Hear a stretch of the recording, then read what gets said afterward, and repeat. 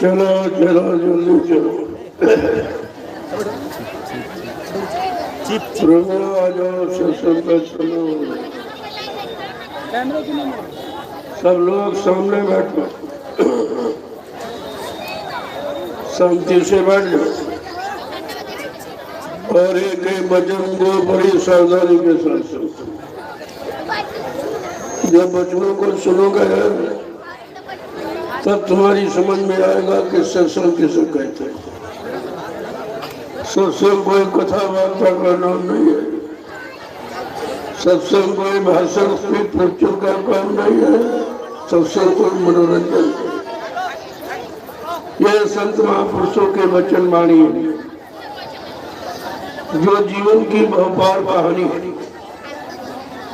यह जीवात्मा भवसागर के पार कैसे जाएगी,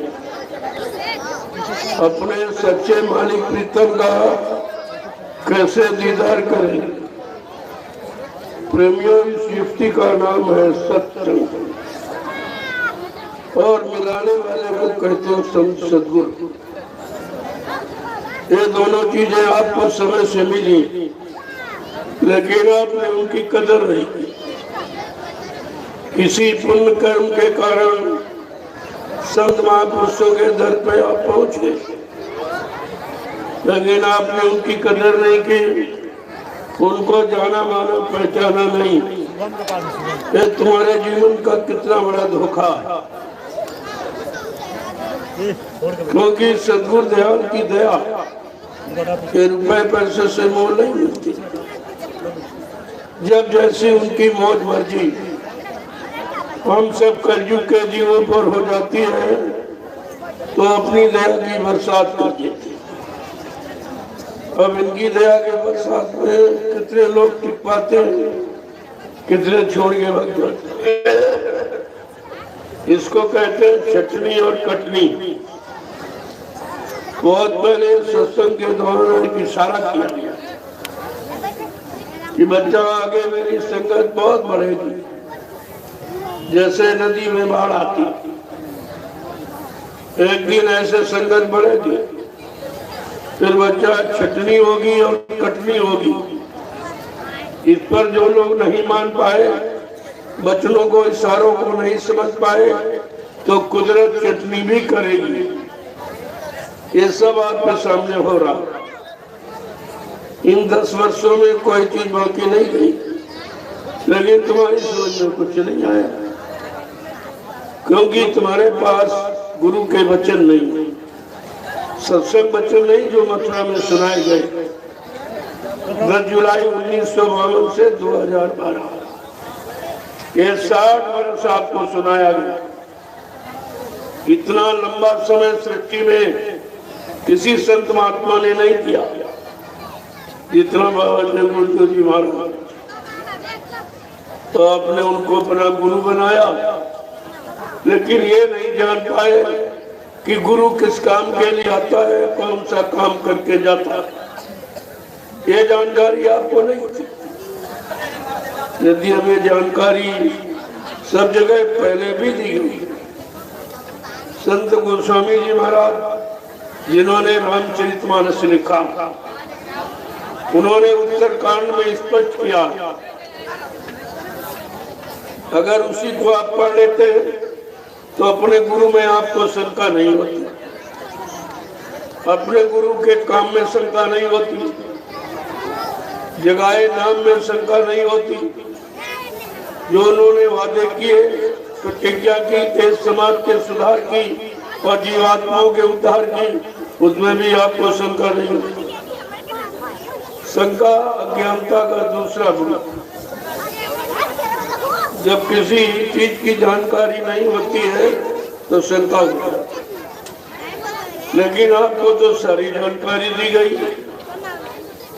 मथुरा में 10 जुलाई 1952 से 2012 आपको जानकारी ही दी गई, और बाबा जी ने हिंदुस्तान का कोई प्रांत, कोई जिला, तहसील, ब्लॉक, शहर, कस्बा, गली, गांव कुछ छोड़ा नहीं जहाँ पर चल के जानकारी न दी। इतना प्रचार किसी ने नहीं किया, इतनी मेहनत जीवों के लिए किसी ने नहीं की, और इतना बड़ा वादा जीवात्माओं के उद्धार कल्याण का किसी ने नहीं किया।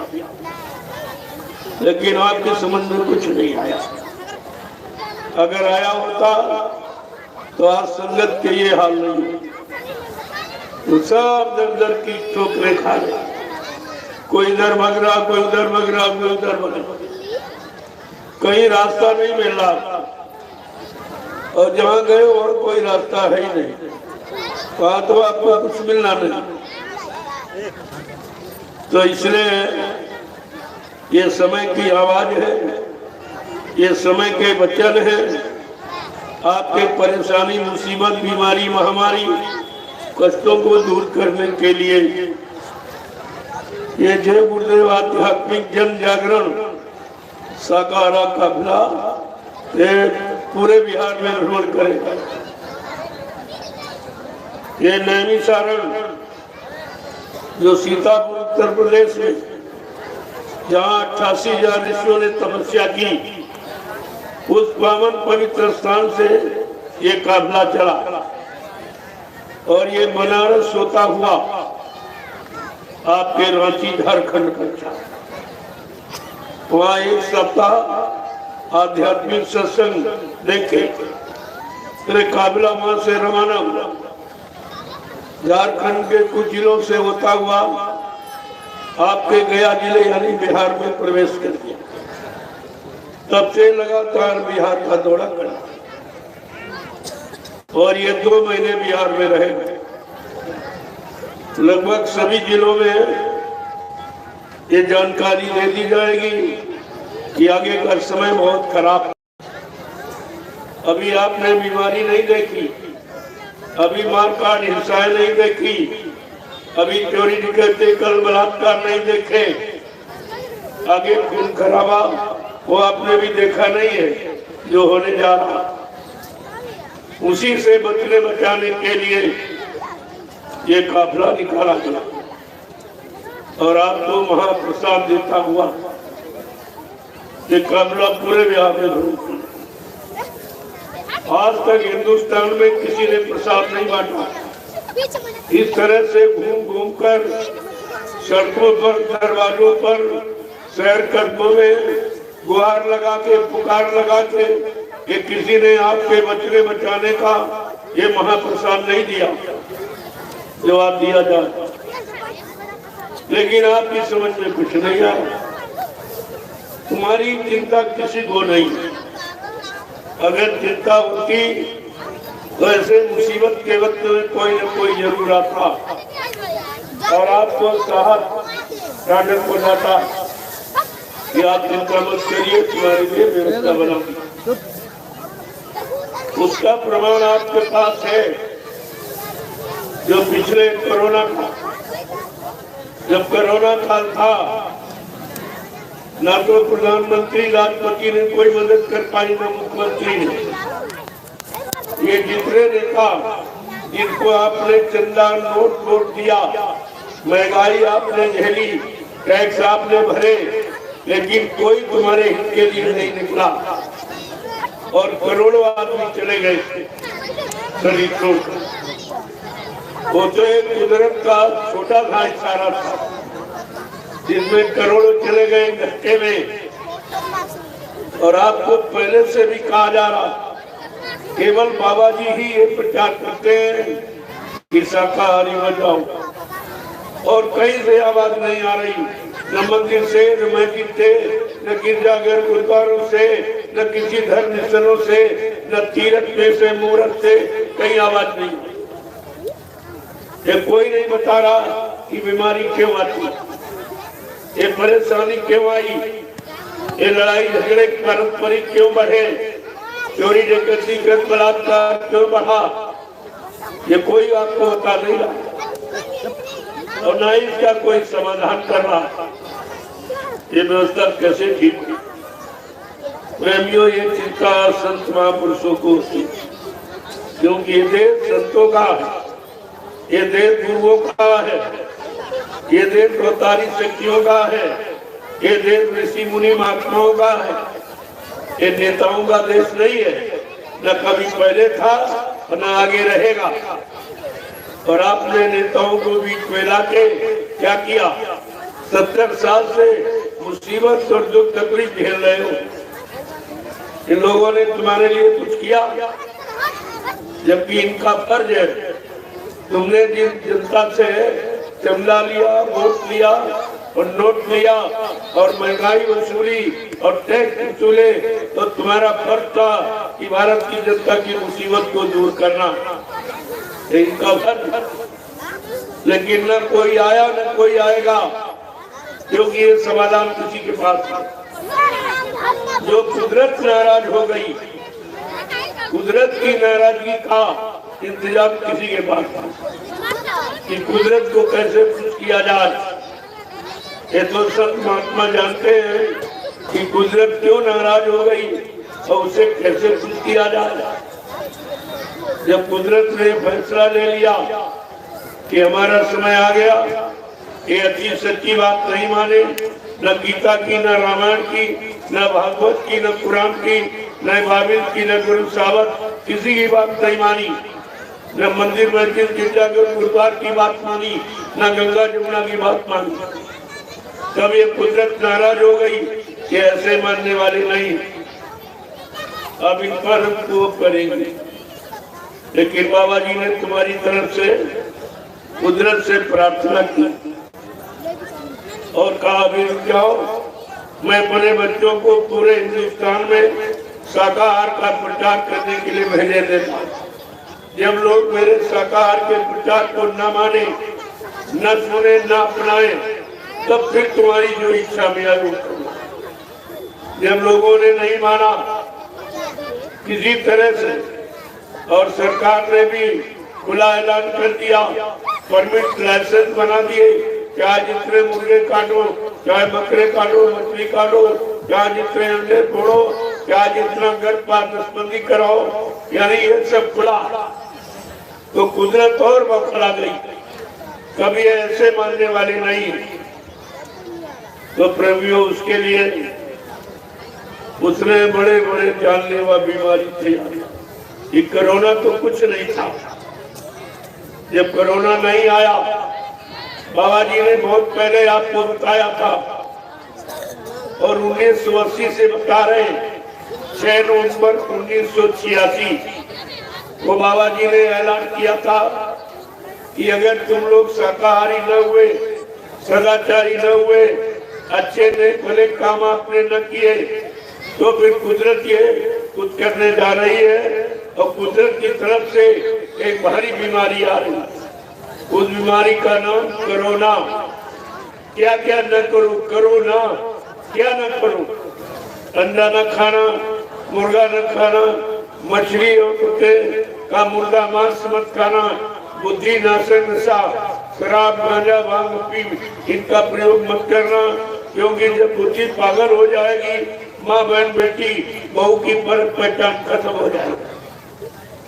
आपके हित का, आपके भले का, आपके कल्याण का, ये सारा आपको बताया बाबा जी ने।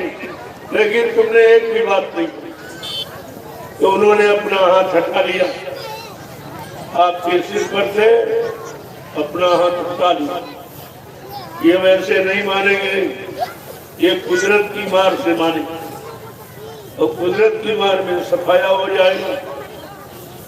बाबा जी ने पहले ही कहा, अगर तुमने संत महापुरुषों के इशारों को, वचनों को, संदेशों को न माना तो भारी कोहराम मचेगा। गांव के गांव, मुल्क के मुल्क, शहर के शहर साफ हो जाएंगे। 12-12 कोस पर कोई एक इलाज जब तक नजर आएगा, इतनी जनहानि हो जाएगी और ये मकान इतने खाली पड़े रहेंगे, कोई रहने वाला दिखाई नहीं देगा। और आज आप एक इंच जमीन पे झगड़ा करते हो, क्योंकि तुमको भविष्य मालूम नहीं है कि आगे क्या होने जा रहा है, क्या होने वाला है, आपको कुछ नहीं मालूम। महात्मा प्रकाशदर्शी होते, वो भूत भविष्य वर्तमान को अपनी जगह से देखते बैठकर और इसीलिए आपको आगे आने वाले खराब समय का यानी जानकारी परिचय देते कि बहुत आगे खराब समय आ रहा, आपको तो खून बरसता दिखाई दे रहा, इतनी जनहानि हो जाएगी। उसका एक नमूना कोरोना में आपने देखा। सबको नफरत हो गई, पत्नी पति को छूती नहीं, घर में रखना नहीं चाहती, देखना नहीं चाहती, न बाप बेटे को, न बेटा बाप को देखना चाहता। ऐसी ये बीमारी आई, इतनी नफरत हो गई, कोई किसी को छूना और देखना और रखना पसंद नहीं कर रहा। लेकिन ये था व्यापार जो तुमको धोखे में रखा गया। ये क्यों नहीं दिखाया गया? इतना ज्यादा भय पैदा कर दिया गया कोरोना का कि कोई वो अपनी लाश को देख ही नहीं रहा, न पत्नी की लाश को, न पति की लाश को, न भाई की, न बाप, न भाई, किसी की। और इन लोगों ने व्यापार कर दिया, उसने भी किडनी निकाली, किसी का लिवर निकाल लिया, किसी गुर्दा, और सब बेच दिया।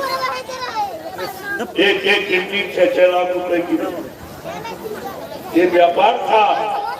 कोरोना कुछ मैंने इन पर कहा, नैनीसारण सतगुरु धाम, मैंने चैलेंज के साथ कहा कि हमारे यहाँ कोई कोरोना, हमारे सतगुरु धाम में कोरोना आ ही नहीं सकता। उसकी हिम्मत नहीं कि कोरोना यहाँ आ जाए। क्यों? ये बीमारी कहाँ जाती है? जहाँ लोग गंदा खान पान करते और गंदे कर्म करते, बीमारी वहाँ जाती है। हमारे सतगुरु धाम में कोई मांसाहारी नहीं, कोई शराबी नहीं, कोई जाता ही नहीं। तो ये लोगों ने देखा और मैं 3 महीने लगातार, जब तक लॉकडाउन लगा रहा और सब मंदिर मस्जिद बंद हो गए, सबके स्पीकर बंद हो गए, कोई बोल नहीं सकता, आवाज नहीं निकाल सकता, मैं सतगुरु धाम से बराबर संदेश आपको देता रहा। एक दिन भी मैंने विराम नहीं लिया। मैं अपने सतगुरु धाम से 3 महीने मैंने भोजन बंटवाया और आसपास के गाँव में आश्रम के फार्म से इतनी सब्जियां बंटवाई जो कोई नहीं कर सकता। ये सब जानते हमारे काम को। तो हमसे तो किसी ने नहीं कहा कि आपका आश्रम खुला है, क्यों खुला है? सब तो बंद हो गए हिंदुस्तान में, सबको बंद कर दिया गया। हमसे तो किसी ने, बल्कि कुछ लोगों ने शिकायत की, तो उनका अधिकारियों ने कहा कि वहाँ की बात मत करो, तुम्हारे मंदिर मस्जिद गिरजाघर गुरुद्वारों में सब शराबी कबाबी पूजा करने आते, लेकिन सतगुरु धाम में कोई मांसाहारी प्रवेश नहीं करता। उनके यहाँ उनके मिशन का ही आदमी जाता, दूसरे मिशन का भी आदमी नहीं जाता। वो ऐसा संप्रदाय है, वो ऐसा मिशन है, वो ऐसी संस्था है जो हिंदुस्तान में आपको कहीं नहीं मिलेगी। ये तो लोगों ने बिगाड़ कर दिया। न तो ये 45 करोड़ ये मतलब यानी नामदारी है सिर्फ दिल्ली के पास, न इतना बड़ा जन समर्थन राजनीतिक नेता पार्टी के पास और न किसी महात्मा धर्म से। इतना बड़ा जन संप्रदाय बाबा जी ने इतने दिनों में तैयार किया। 60 वर्षों 60 वर्ष की कमाई थी जो 45 करोड़ जीवों को सतपथ के रास्ते पर लाके खड़ा कर, जो डकैत थे, चोर थे, खतरी थे, जुआरी थे, शराबी थे, उनको मारा पकड़ा था और वो भगवान का भजन थे। इतना बड़ा परिवर्तन कोई कर ही नहीं सकता। और उनकी आवाज है कि मैं परिवर्तन करने आया हूँ, परिवर्तन करके ही जाऊंगा। भाई का लाल हमें इस परिवर्तन से न रोक सकता है, न मेरा काम कोई कर सकता है। प्रेमियों, ये आवाज है और ये आवाज सिद्ध होके रहेगी।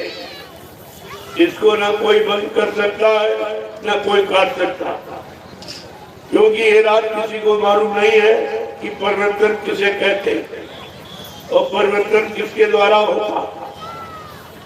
बाबा जी ने तो ये आपको पहले बताया कि परिवर्तन गरीबों से और झोपड़ियों से होगा। ये महलों से, फ्लैटों से, बंगलों से परिवर्तन नहीं। वो सब भोगी भोग विलास के स्थान है। वहाँ कोई साधना भजन योग करने वाला नहीं है, सब भोगी है। ये भोगियों से धार्मिक धरा पर परिवर्तन नहीं होता।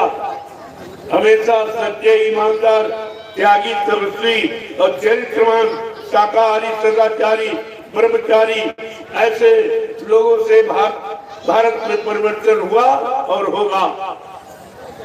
ये अध्यक्षों से, मंत्रियों से, नेताओं से, वक्ताओं से परिवर्तन नहीं हुआ। हमारे देश में नेता शब्द नहीं था। यहाँ तो भगवान राम और कृष्ण की राजनीति रही है। भगवान ने यहाँ पर राजनीति चलाई। इंसान की बात को छोड़ दीजिए। इतना ये प्रिय देश भगवान को इन्होंने स्वतः शासन की बात को अपने हाथ में ली और लोगों को सिखा दिया कि राजनीति किसे कहते हैं, धर्म नीति किसे कहते हैं, सत्य नीति किसे कहते हैं, प्रेम नीति किसे कहते हैं, न्याय नीति और सुरक्षा नीति किसे कहते हैं। सारी नीतियों का भंडार दे दिया, लेकिन ये लोग फिर भी नहीं समझ पाए। कोई नीति नहीं अपनाई।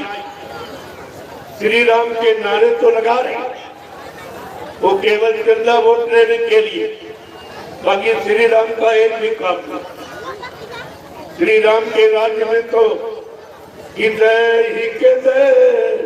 विके भौतिक तापा और राम राज्य काहू नहीं व्यापा।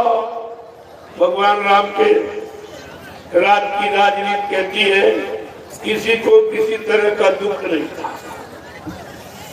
आज नेताओं के राज में किसी तरह का सुख नहीं, बिल्कुल उल्टा। इनकी राजनीति बिल्कुल उल्टी हो गई और आप देख भी रहे हो, परेशान भी। ये सब हो रहा हमारे सामने और तुम भुक्तभोगी भी हो, लेकिन समझ नहीं पा रहे हो कि आखिरकार ये बर्बादी कहाँ से हुई और ये सब लोगों के अंदर परेशानियां, बीमारियां, ये महामारियां किधर से आ गई। ये पारंपरिक लड़ाई झगड़े ये कहाँ से हो गए। ये प्रेम प्यार में ऊपर सेवा दिया, सदाचार, ये परमात्मा की याद कहाँ चली गई। मानव के मन मस्तिष्क से माँ, बहन, बेटी, बहू की पहचान कैसे खत्म हो।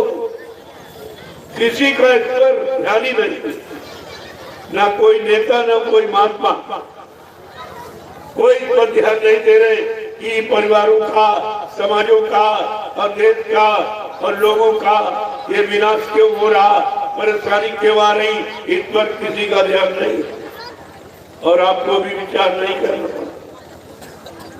महात्मा एक तरफ से बता रहे, उस पर आप नहीं करते। बाबा जी लगातार पूरे हिंदुस्तान में हर मोड़ पर आपको सचेत किया, चाहे राजनीतिक मोड़ हो, चाहे धार्मिक मोड़ हो, सब पर आपको सचेत किया, आपको यानी चिताया और जगाया का होश पर खड़े हो जाओ। लेकिन तुमने उनकी एक भी बात नहीं मानी। अब आप परेशानी में चले गए, रोने धोने में चले गए। तुम्हारा कोई रोना बंद नहीं करा सकता और मर जाएगा। आगे ऐसा समय आ रहा कि सबको रोना पड़ेगा, चाहे धनी मानी हो, चाहे गरीब हो। और वैसे भी दोनों वर्ग परेशान हैं। इन दोनों वर्गों से समाज का निर्माण हुआ, एक गरीब एक अमीर, और दोनों परेशान हैं। गरीब परेशान गरीबी के कारण, अमीर परेशान व्यवस्था खराब होने के कारण। वो सोचता रात में हमारी कहीं चोरी न हो जाए, कहीं डकैती न पड़ जाए, कहीं मेरा कत्ल न हो जाए, कहीं मेरा अपहरण न हो जाए। अमीर तो और परेशान, उसकी दिन की रोटी और रात की नींद हराम है।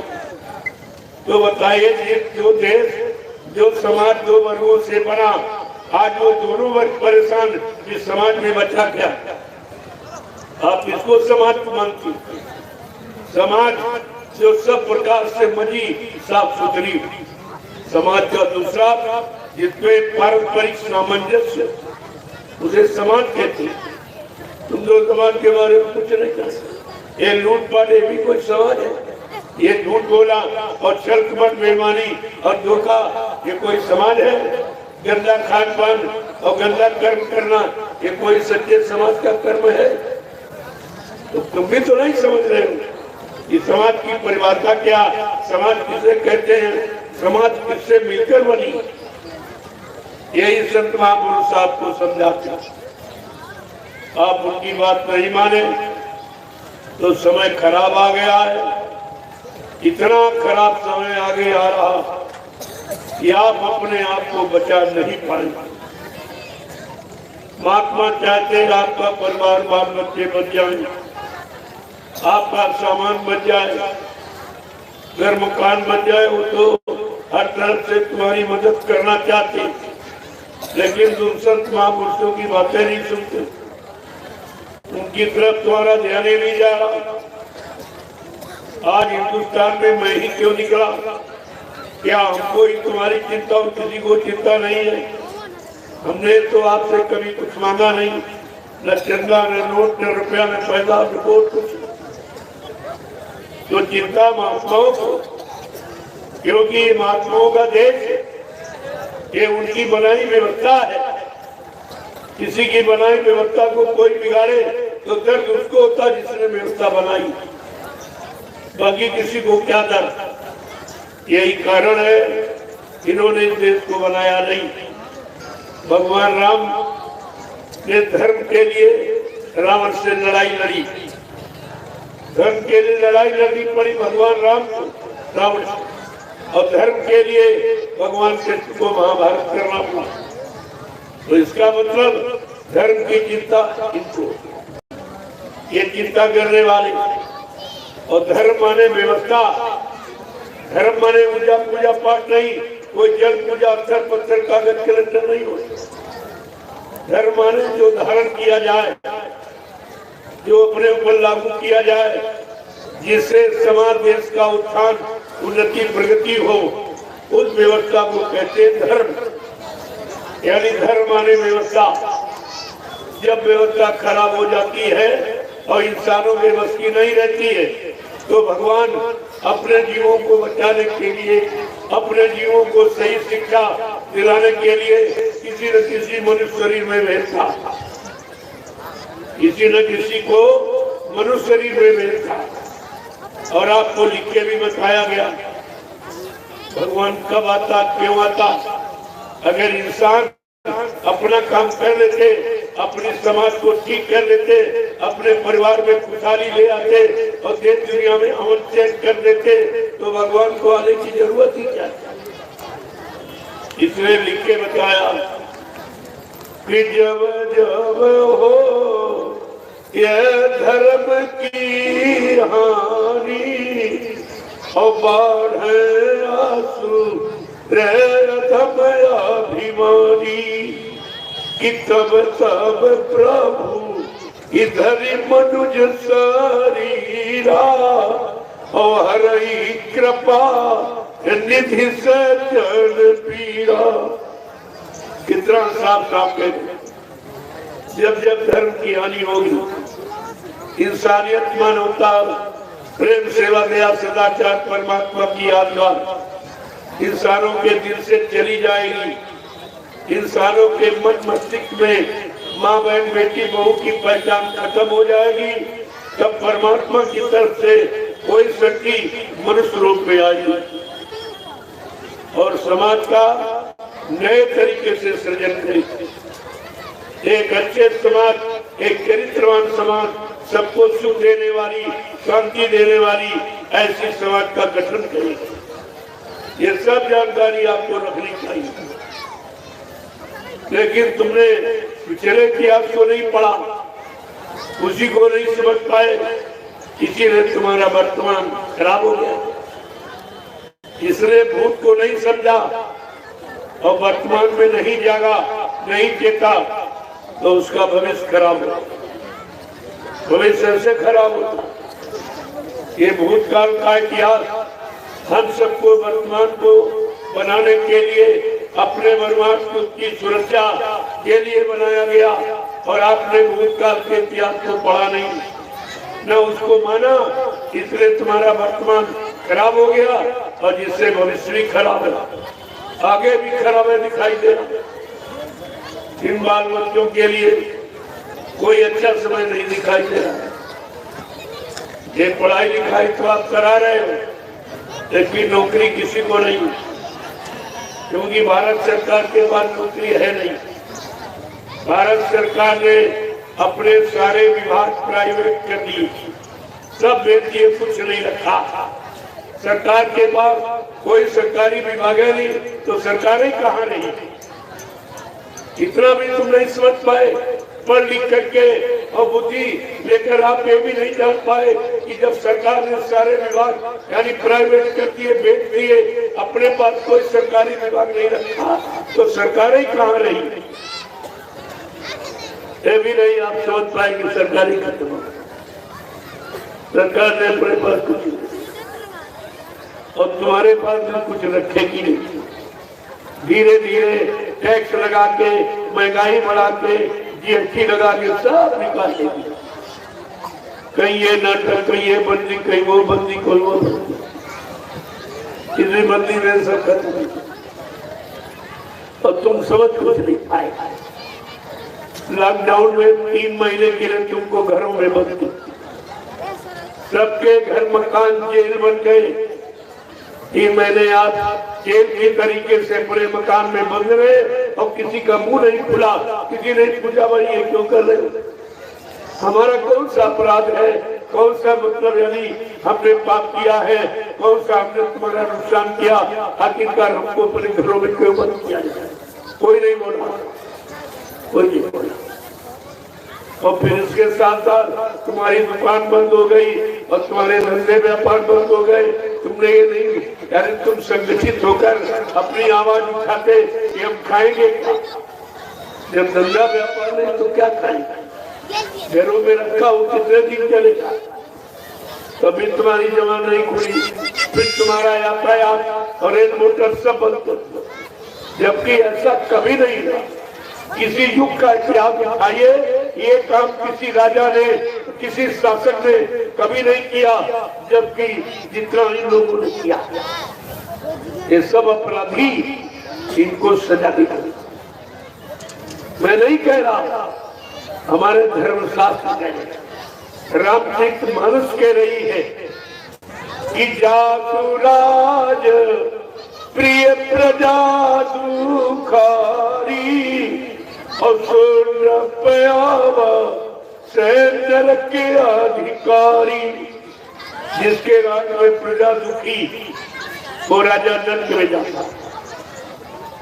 कितना साफ साफ रामचरितमानस के उत्तरकांड में कहा कि जिसके राज में प्रजा दुखी, चाहे वो देश का राष्ट्रपति हो, प्रधानमंत्री हो, प्रदेश का मुख्यमंत्री हो, जिले का डीएम हो, तहसील का तहसीलदार हो, ब्लॉक का ब्लॉक प्रमुख हो, चाहे गांव का प्रधान हो या घर का मालिक मुखिया हो, जिसके आश्रित जितने लोग रह रहे, अगर वो परेशानी और दुख तकलीफों में है तो वो जिम्मेदार व्यक्ति नरक में जाएगा।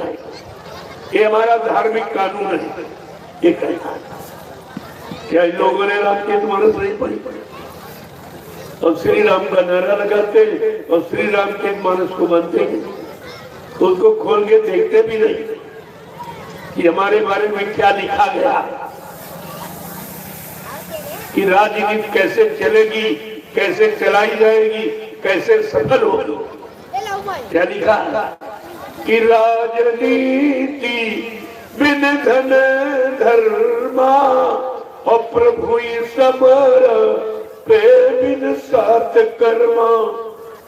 कि राजनीति बिना धार्मिक धर्म की, धार्मिक धर्म के गाड़ी कमाई के चलाई नहीं जाता। और ये कैसे चला रहे हैं?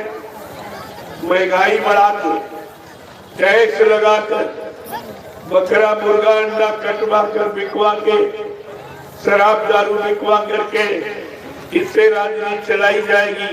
ये फलीभूत होगी, ये फलेगी, इसमें भारत की जनता सुकून शांति पा सकेगी। ये सब आपको विचार करना चाहिए। ये धर्मशास्त्र इसीलिए लिखे गए।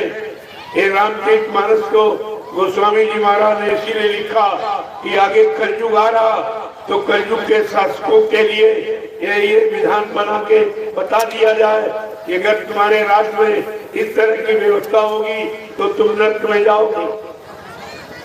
लेकिन कोई नहीं मानता। रावण को मानते नहीं, रावण की नहीं मानते। राम को मानते, राम की नहीं मानते। मंदिर को मानते, लेकिन मंदिर की नहीं मानते। ये बनवाया क्यों गया? इसकी शिक्षा क्या, इसका लक्ष्य उद्देश्य क्या, इसको कोई नहीं जानता। सारा समाज खराब हो गया। न मानने का परिणाम विनाश तो हो गया। पिछला इतिहास भी आपको जानकारी दे रहे हैं कि जब सतयुग था और हिरण्यकशिपु राजा था, अपने बेटे प्रहलाद की सच्ची अच्छी बात नहीं मानी, वो भी मारा गया। त्रेता में रावण राजा हुआ, उसने अपने भाई विभीषण की नेक भली अच्छी बात नहीं मानी, वो भी मारा गया।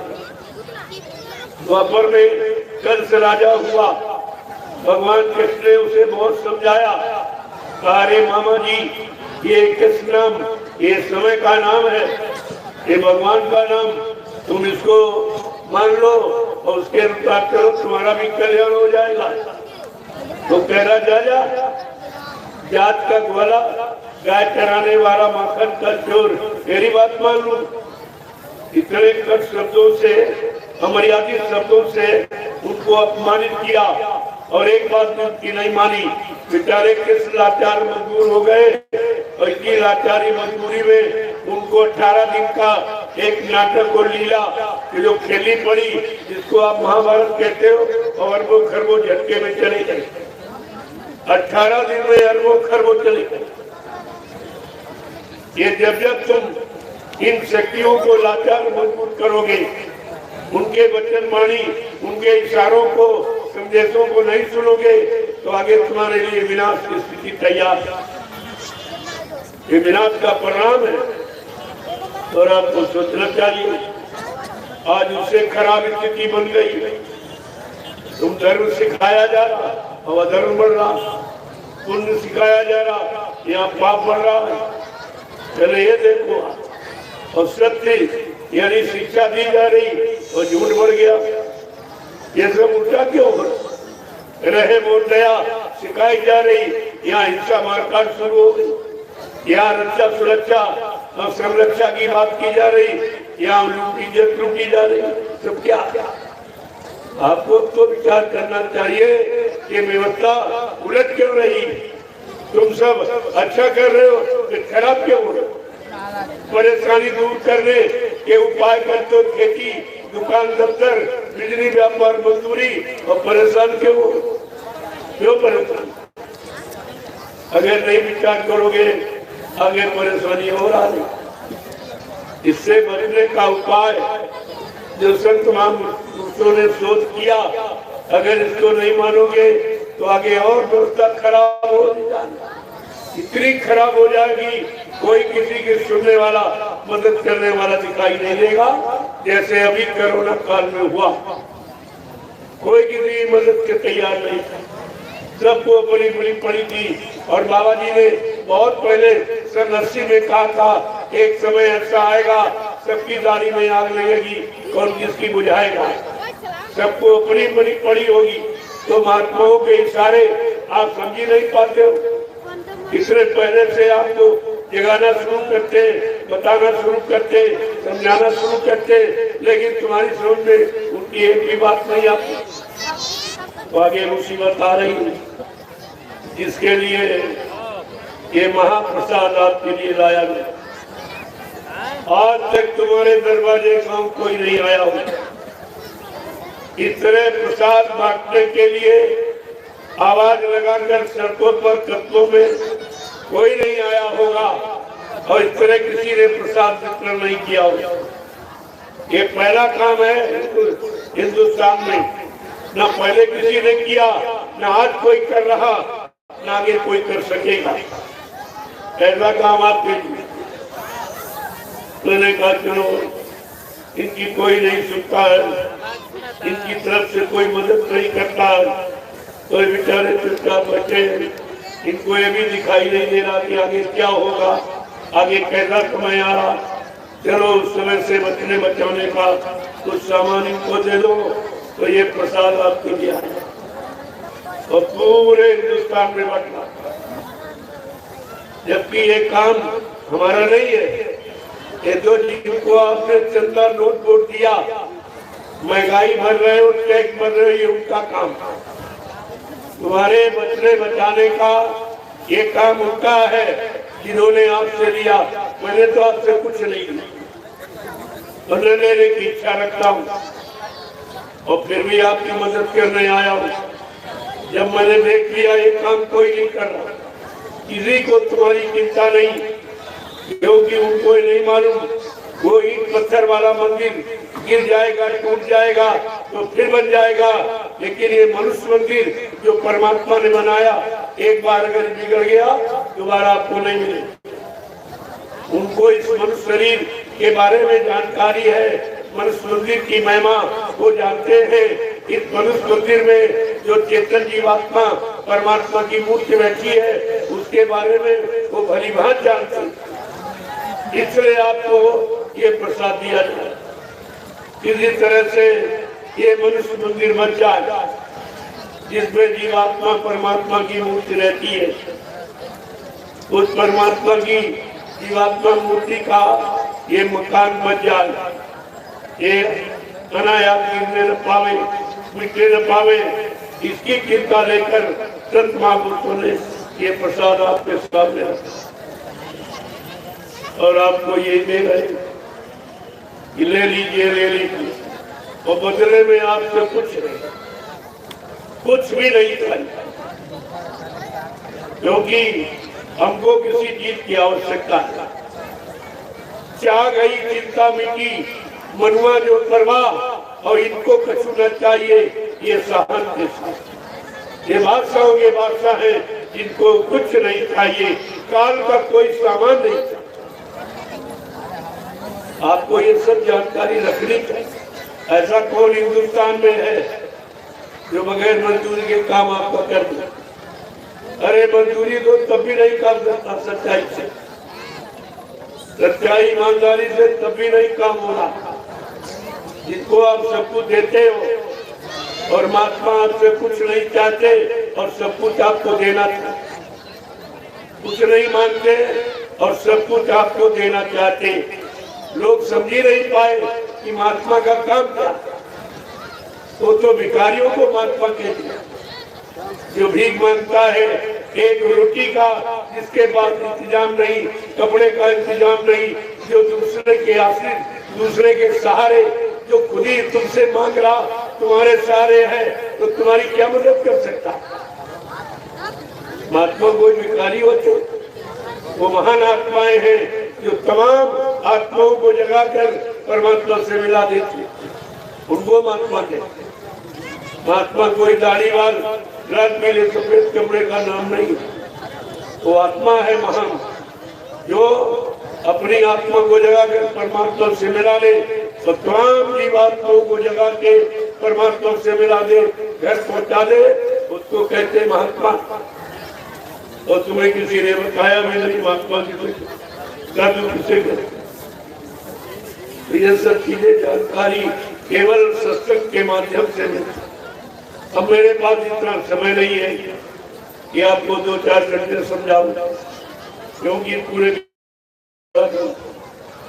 तो मोटा मोटा जो परेशानी में आपको उस परेशानी बचाने के लिए मोटा मोटा आपसे कहा जा रहा कि आप शाकाहारी हो जाए। अगर कुदरत की मार से बचना चाहते हो तो सब परिवार शाकाहारी हो जाइए। हमारी प्रार्थना स्वीकार कर। ये आपके लाभ का, शाकाहारी बनने में कोई खर्चा नहीं, बल्कि जो तुम धन इस गंदे खान पान में बर्बाद करते हो, तुम्हारा धन बच जाए, वो बाल बच्चों की पढ़ाई लिखाई के काम आवे, शादी ब्याह में काम आवे, घर मकान बनाने में काम आवे। महात्मा सब तरफ से तुम्हारी मदद करना चाहते हैं, लेकिन दुनिया ऐसी बावरी, कोई गाहक न बच जाए। ये सस्ता सौदा कोई लेने वाला नहीं, जो इंसानों के हित का, भले का लाभ कोई लेने वाला नहीं दिखाई। ये कितना खराब समय आ गया कि अच्छी सच्ची बात तुम्हारी समझ में नहीं आ रही, और अच्छा सच्चा ये लाभ जो तुमको दिया जा रहा मुफ्त में, उसके बदले कुछ यानी लिया नहीं जा रहा, और तभी लोगों की समझ में नहीं आ रहा ये क्या है। विनाशकारी विपरीत बुद्धि, जब जिनका विनाश होने को होता है उनको अच्छी सच्ची बात अच्छी नहीं लगती, वो अच्छी सच्ची बात सुनता ही नहीं। अगर सत्संग में आ भी जाएगा तो उसकी समझ में नहीं आएगा। इसीलिए तो लिखा गया कि जहाँ कथा होती है कि वहाँ न रुचि लागे नरकी, या सोवे या बातें करे इधर। ये काम आगे करोगे, क्योंकि वो वचन तुम्हारे कान में जा ही नहीं सकते। तुम्हारे अंदर अभी स्थान नहीं बना, जगह नहीं बनी इन सत्य वचनों को आप ठहरा सकते, या इसके मुताबिक तुम अपना कोई काम बना सकते। आपने इतना गंदा कर दिया, तन मन और धन सब गंदा, तुम्हारे पास कुछ नहीं रहा। तन भी गंदा और मन भी गंदा, और मतलब यानी तुम्हारी इंद्रियां भी गंदी, खान पान भी गंदा, संग सोबत गंदी, तुम्हारे कर्म भी गंदे, तो अच्छा माहौल कैसे आए। चाहते तो आप सब हो कि अच्छा परिवार मिले, अच्छी पत्नी मिले, अच्छा पति मिले, अच्छे बेटे हो, अच्छा व्यापार धंधा खेती चले, लेकिन कभी ये सोचते हो कि अच्छे कर्म भी करे, अच्छा खान पान भी करे, क्योंकि बगैर खान पान की अच्छी सोच तुम्हारे अंदर आ नहीं सकती, अच्छे विचार तुम्हारे अंदर पैदा नहीं हो सकते, क्योंकि भारत देश का ये नियम है, जैसा करो आहार वैसे बने विचार, जैसा खाओ अन्न वैसा बने तन मन, जैसा पियो पानी वैसी हो बेबानी। ये धार्मिक देश मजहबी मुल्क के लिए ये नियम कानून लागू है, और आप उसके मुताबिक नहीं चलते। जैसे यहाँ मानव समाज के लिए नियम कानून बने, कोई गलत काम करोगे कानून लगा के तुमको जेल में डाल दिया जाएगा, ठीक इसी तरह ईश्वरी विधान भी है, ईश्वरी कानून बने हुए कि आप क्या क्या करोगे तो कैसे कैसे सजा मिलेगी, कैसे कैसे शरीरों में जन्म होगा, कैसे कैसे नरकों में जाएंगे, कि नरकों की मार आपको खानी पड़ेगी। उधर ईश्वरी कानून में भी है, ऐसा नहीं कि उधर भी होगी। अब आपको ना इधर का मालूम न उधर का मालूम, तो दोनों तरफ मालूम, न लौकिक न पारलौकिक, न भौतिक न आध्यात्मिक, न जिस्मानी न नूरानी, न अंतर्मुखी न बहिर्मुखी, आपको तो कुछ नहीं मालूम। ऐसे जिंदगी जी रहे, ये तो पशु जीवन, क्योंकि आपको किसी ने बताया नहीं कि मनुष्य शरीर परमात्मा ने क्यों दिया, किस काम के लिए आया, जबकि उसके पास 4,84 लाख जिस्म शरीर है। मनुष्य शरीर आपको क्यों दिया? अरे भाई पशुओं में देता, पक्षियों में दे देता, जानवरों में और कीड़े मकोड़ों में किसी में जन्म दे सकता। ये मानव शरीर एक चांस अवसर मौका आपको मिला, ये कभी कभी हर हमेशा नहीं मिलता, जो आप सोचते होंगे कि अब की बार मिल गया फिर मिल जाएगा। तो इसीलिए इस शंका के समाधान के लिए गोस्वामी जी महाराज ने रामचरित मानस में उत्तरकांड लिखा और साफ बताया कि कबहू के कारी करुणा नर देही और देतई से बिन हेतु सनेही। कभी कभी करुणा निधान कृपा दया मेहरबानी करके ये मानव अनमोल मंदिर हम सबको दे देता।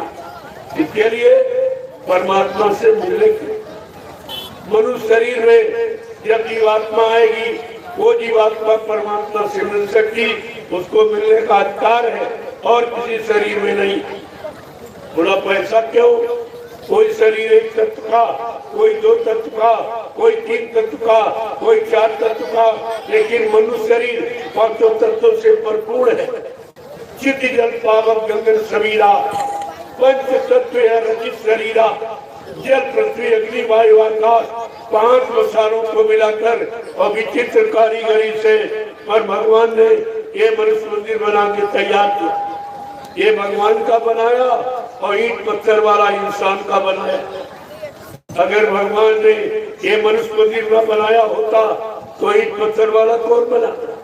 ये भी भूल गया, ये भी तुम्हारी समझ में नहीं आया कि वो इंसान का बनाया, ये भगवान का बनाया। तो भगवान अपने वाले में रहेगा कि तुम्हारे वाले? तुम्हारे ईंट पत्थर वाले में कभी आया या है या आगे आएगा?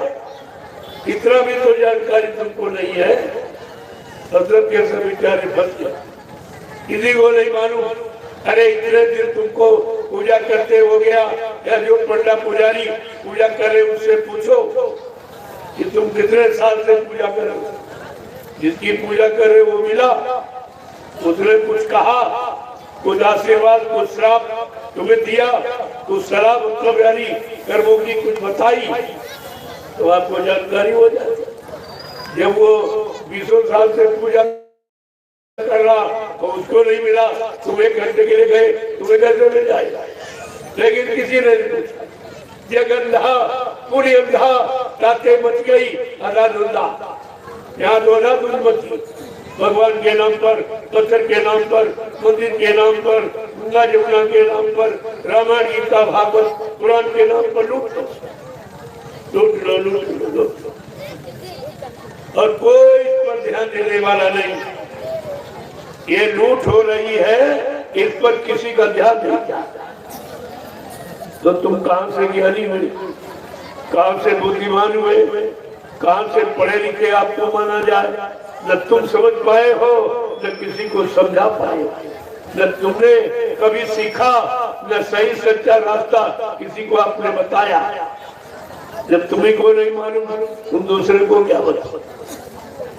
इसलिए महात्मा हमेशा जगाने का काम करते, साथ भी जगा रहे। जब आप सो गए तब तक लोगों ने तुम्हारे सोने का लाभ उठाया। जब तुम सो गए थे तो मुसलमानों ने 350 वर्ष रात तुम्हारे पर राज किया। ये प्रतिहास। फिर तुम सो गए तो मुट्ठी भर अंग्रेज आए जिन्होंने 250 वर्ष तुम्हारे पर राज किया। ठोक तुम कुछ नहीं कर पाए। और फिर तुम सो गए तो 70 साल से राज हो रही।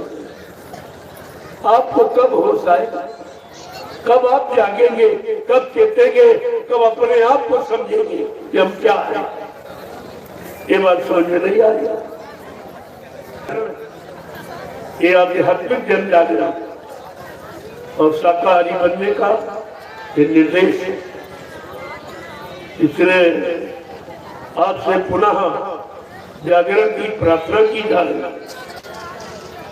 नींद त्यागो जरा आँख खोलो, नींद त्यागो जरा आँख खोलो, नींद त्यागो जरा आँख खोलो, नींद त्यागो जरा आँख खोलो। कब तलक यूं ही सोते रहोगे, कब तलक यूं ही सोते रहोगे। पाप गठरी पटक दो जमी पर, पाप गठरी पटक दो जमीन पर, कब तलक पाप ढोते रहोगे, कब तलक पाप ढोते रहोगे। ये जागरण आध्यात्मिक है, किसी ने जगाया जा रहा अनंत जन्मों के पापों का गट्ठर जो अपने सिर पे बांध के रखा है, अब उस गट्ठर को उतारने वाला आ गया, उसे उतार लो, फिर ये अवसर मौका आपको बार बार नहीं मिलेगा। कितनी बड़ी बात आपकी जो किसी ने नहीं किया, जिनको भगवान कहते हो, त्रेता के राम द्वापर के कृष्ण, उन्होंने किसी को माफ नहीं किया, किसी के पाप को क्षमा नहीं किया। इतिहास उतारा, भगवान राम ने अपने पिता को नहीं माफ किया, मुझसे एक अपराध हो गया, धोखे में श्रवण कुमार की हत्या। बहुत लोगों ने सिफारिश की कि भगवान आपके पिताजी हैं, माफ कर दीजिए, धोखे में अपराध हो गया। भगवान राम ने कहा नहीं, मैंने कर्मों के आधार पर विश्व की रचना की कि कर्म है प्रधान ने विश्व रची राखा, और जो जस करी ये सुतस फल चाखा। का मैंने कर्मों के आधार पर ये विश्व की रचना की, जो जैसा कर्म करेगा मैं वैसा उसको फल दूंगा, अच्छे का अच्छा और बुरे का बुरा। ना मैं किसी कर्म को खत्म कर सकता हूँ, न काट सकता हूँ, न अदला बदली कर सकता हूँ, मैं सजा दिया। तुमने ये भी नहीं पढ़ा कि भगवान राम ने क्या कहा। रामचरितमानस में गोस्वामी जी महाराज ने यही उत्तरकांड में लिखा था कि भगवान राम ने खुद कहा, ऐ काल के जीवो, मैं महाकाल के हुक्म से काल नगरी में आया, तुम काल की व्यवस्था में रहने वाले, मानने वाले, तुम हमारे भाई हो। लेकिन भाइयों, मैं तुम्हारे द्वारा किया गया मनसा वाचा कर्मणा कोई भी कर्म, कोई भी पाप मैं क्षमा नहीं कर सकता। ये अधिकार हमको नहीं है, ये अधिकार कलयुग में संत महापुरुषों को होगा, वो आएंगे, वो तुमको माफी देंगे। लेकिन मैं तो सजा सुनाने आया कि काल ने भी मैं तिन कर भ्याता, अशुभ और आसु कर्म फल दाता। कहा मैं महाकाल के हुक्म से इस काल नगरी में आया, इसलिए मैं तुम्हारे द्वारा किया गया कोई भी कर्म मैं उसकी सजा परिणाम दे सकता हूँ, लेकिन माफ नहीं कर सकता। बड़े साफ शब्द उन्होंने अपने सगे बाप को नहीं माना। तुम्हारा तो कोई इतना बड़ा रिश्ता है नहीं जो तुम्हारे माना। एक हत्या हुई श्रवण कुमार की, तो भगवान ने अपने पिता को नहीं माना। और तुमने अपने जीवन में कितने मुर्गे काटे, कितने बकरे काटे, कितनी मछली मारी, कितने अंडे फोड़े, कितने गर्भपात करके मासूम बच्चों की हत्या किए हुए बैठे हो। बोलो तुम्हें कौन सा भगवान माफ करेगा? पहले भगवान का इतिहास पढ़िए। भगवान ने कुंभकर्ण को नहीं माफ किया, जबकि उसकी महिमा लिखी, कुंभकर्ण सब नहीं बलवंता। कुंभकर्ण के समान कोई धरती पर बलवान नहीं, लेकिन भगवान राम ने माफ नहीं किया क्योंकि वो शराब पीता था, मांस खाता था। क्या कुंभकर्ण के वध के बारे में आपने कोई शिक्षा ली है? जब भगवान राम ने कुंभकर्ण का वध केवल शराब पीने के कारण, मांस खाने के कारण वध किया, तो तुम सब वध करने का भी। अब तो पूरा देश उसी खान पान में फंसा है। उसने कुंभकर्ण का वध नहीं समझा और राम ने ये क्यों किया, क्यों उसको मारा, किसी ने जानकारी नहीं दी और सब उसी गंदे खान पान में फंस गए। अगर आज राम का कानून लगा दिया जाए तो समाज परिवारों में रहने वाले तुम कितने लोग बचोगे? तुम सब शराबी कबाबी हो, तुम तो किसी बात को मानते ही नहीं। भगवान राम की तीसरी घटना, बाली का वध, ये सुग्रीव को मित्र बना करके फिर बाली को समझा रहे। एक भाई को मित्र बनाया, एक का वध कर रहे। वैसे नहीं, कानून बनाते बगैर धारा के सजा नहीं दी जाती। उन्होंने पहले धारा बना दी। क्या कहा कि अनुज बधू भगनी सुत नारी और सुन साठ ये कन्या समचारी इन्हें पुत्रा की पिलो के जोई और ताये बधे कछु पाप न होई। कितना साफ सामने रामचरित मानस कह रहे। अनुज बधू, अनुज माने छोटे भाई की स्त्री बहू के समान होती। और भगनी वाले भाई, भगनी माने भाई, भगनी सुतनारी और बहन के लड़के की स्त्री भी बहू के समान होती। और कुंवारी कन्या, ये चारों निजी कन्या के समान है। इन पर कोई बुरी नजर डाले या इनके चरित्र को बुरी दृष्टि से खराब करने की कोशिश करे, ऐसे इंसान का अगर वध कर दिया जाए तो भगवान राम कहते कोई पाप नहीं। ये भगवान का कानून बता रहा हूं। ये रामचरितमानस है, ये आपकी समझ में आया नहीं? ये तो इस अपराध से सब सभी अपराधी नारी समाज को दृष्टि पड़ते ही तुम्हारा मन खराब हो जाता। इतना खराब देखने से खराब तो करने से कितना खराब होगा, कितना बुरा परिणाम होगा उसका, कितने बड़े नरकों में जाना पड़ेगा। ये तो होश ही नहीं अभी आपका। ये होश का तुम तो ये सब बेहोशी में कर रहे। और आगे भगवान राम ने क्या कानून बनाया, इतने में नहीं साफ हुई। आगे और कह रहे, क्या कह रहे, बड़े साफ समझो।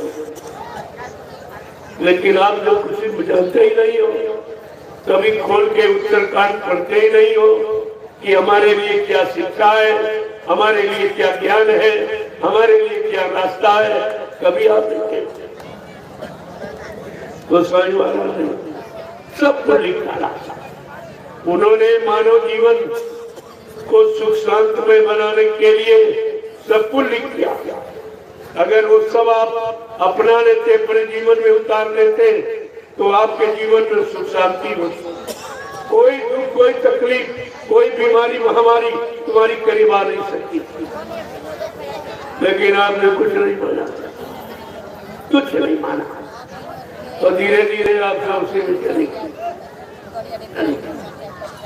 समझ में कुछ नहीं आया। और समझाने वालों ने वो पाठ नहीं पढ़ाया जिससे तुम्हारा कल्याण हो। उन्होंने वो पाठ पढ़ाया जिससे उनका कल्याण हो, उनका भला हो, उनको लाभ मिले। वो आपको सिखाया, बताया, लेकिन वो नहीं बताया जिससे तुम्हारा कल्याण हो। ये तो आपको सोचना चाहिए। तो इसीलिए समझने की चीज है, समझ लोगे काम बन जाएगा, नहीं समझोगे तो फंस जाओगे। और हम तो करने के लिए आए हैं, मानो न मानो खुशी आपकी, हम मुसाफिर हैं, कल अपने घर जाएंगे।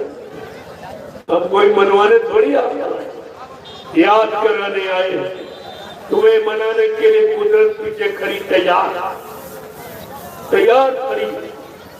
वो तो इंतजार देख रही कि संत महापुरुष अपने वाणी को विराम कब दे दे।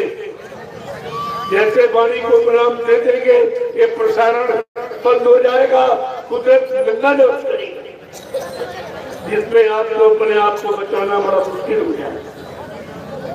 ये सब चीजें आपको ध्यान में रखनी चाहिए। जय गुरुदेव। इसलिए आपको ये गुरुदेव आध्यात्मिक जन जागरण कराया जाए कि नींद त्यागो जरा आँख खोलो,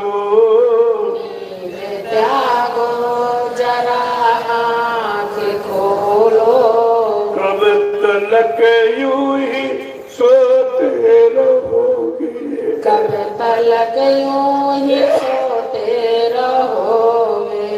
पाप गठरी पटक दो जमी पर, पाप गठरी पटक दो जमी पर, कब तलक पाप ढोते रहोगे। कब तलक पाप ढोते रहोगे। रूप प्रभु का गुरु ने बनाया, रूप प्रभु का गुरु ने बनाया, जिसको बिरला कोई जान पाया। जिसको बिरला कोई जान पाया। ये है सत्य का ज्ञान ले लो, ले रहे सत्य का ज्ञान ले लो। पट रहा सत्य का ज्ञान ले लो, पट रहा सत्य का ज्ञान ले लो। वरना हरदम ही रोते रहोगे। वरना हरदम ही रोते रहोगे। नींद त्यागो जरा आँख खोलो, नींद त्यागो जरा आँख खोलो। अब तलक यूं ही सोते रहोगे। कब तलक यूं ही सोते रहोगे। पाप गठरी पटक दो जमी पर, पाप गठरी पटक दो जमी पर, अब तलक पाप ढोते रहोगे। कब तलक पाप ढोते रहोगे। वेद प्रभु का गुरु ने दिया है, वेद प्रभु का गुरु ने दिया है। वेद प्रभु का गुरु, वेद प्रभु का गुरु ने दिया है। जिसने समझा वो अपना लिया है। जिसने समझा वो अपना लिया है। ये है मुक्ति का मार्ग ले लो, ये है मुक्ति का मार्ग ले लो। वरना आते ही जाते रहोगे। वरना आते ही जाते रहोगे। नींद त्यागो जरा आँख खोलो, नींद त्यागो जरा आँख खोलो। अब तलक यूं ही सोते रहोगे। तब तलक यूं ही सोते रहोगे। सतयुग का गुरु ने पीटा ढिंढोरा, सतयुग का गुरु ने पीटा ढिंढोरा। कलयुग जाने ककीना इशारा, कलयुग जाने का जीना इशारा। दुनिया वालों समझ लो इसे तुम, दुनिया वालों समझ लो इसे तुम। वक्त की मार खाते रहोगे। वक्त की मार खाते रहोगे। तुम हो चंद रोजा मुसाफिर, तुम हो चंद रोजा मुसाफिर। कोई रहने न देगा यहाँ पर, कोई रहने न देगा यहाँ पर। जिनको अपना बनाया है तूने, जिनको अपना बनाया है तूने।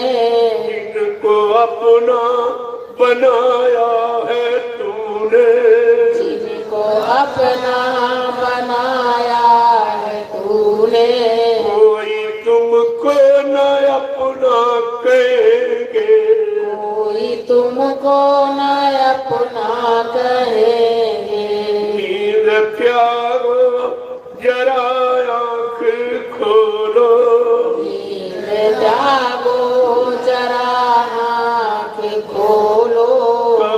तलक यूं ही सोते रहोगे, तब तलक यूं ही सोते रहोगे। जय गुरुदेव। जय गुरुदेव। नाम किसका? प्रभु का। प्रभु का प्यारा नाम।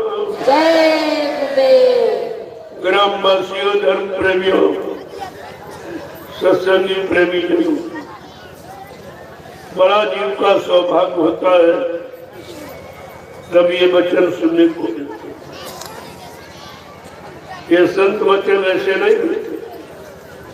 करोड़ों जन्मों की तपस्या, करोड़ों जन्मों के पुण्य, करोड़ों जन्मों की सेवाएं जब तुम्हारी एकत्र हो जाती, तब ये पावन पवित्र घड़ी संत महापुरुषों के वचनों की, जो तुमको सब तरह से बचाने का काम करती है, ये सब गोस्वामी जी महाराज ने इशारा करके आपको जानकारी दिया कि पुण्य पुंज बिन मिलहि न संता, और संत बिना सूझे नहीं पंथा।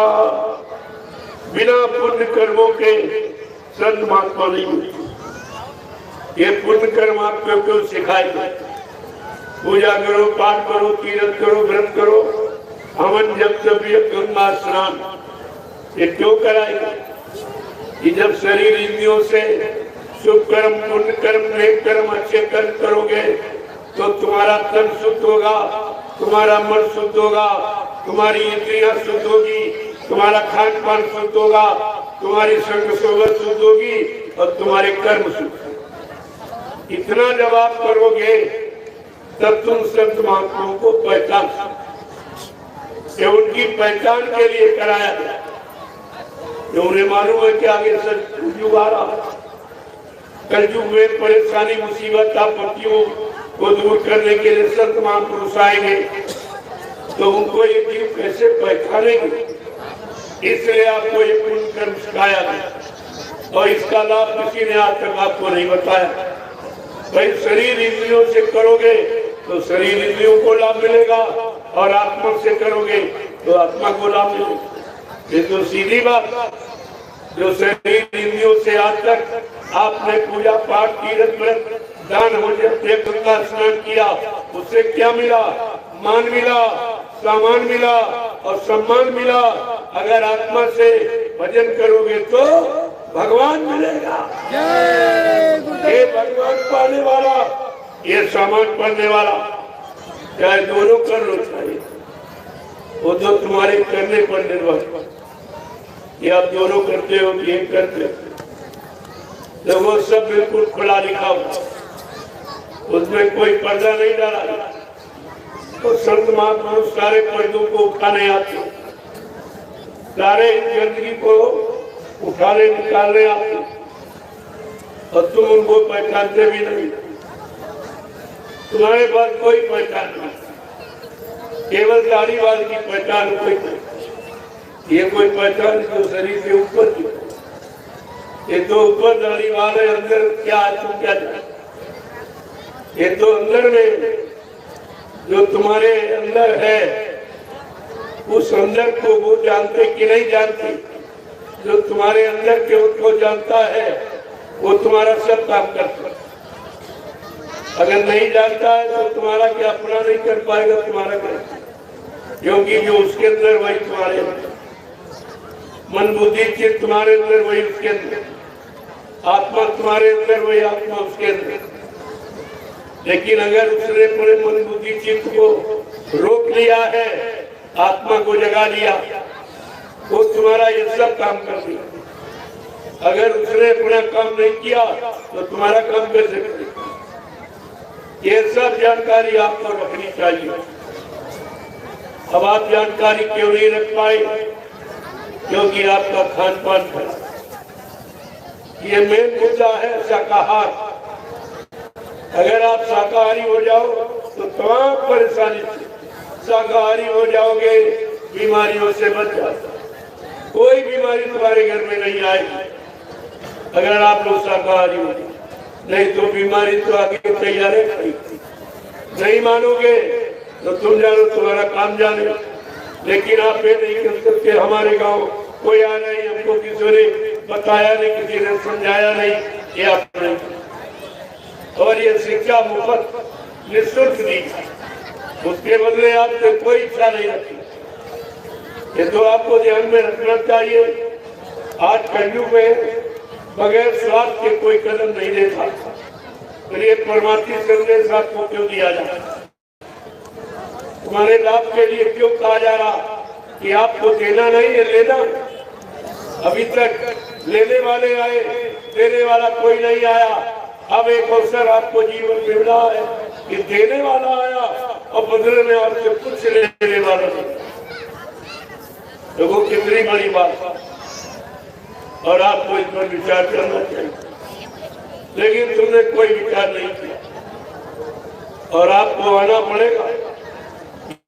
ये मत सोचो कि हम सुनेंगे नहीं, हम मानेंगे नहीं, कुदरत तुमको मजबूर कर देगी।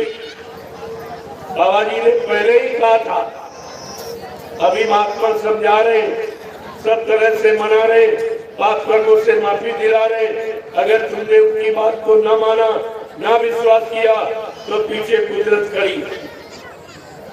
एक लपड़ थप्पड़ में 20 करोड़ का वारा न्यारा सेकेंडों में कर दिया।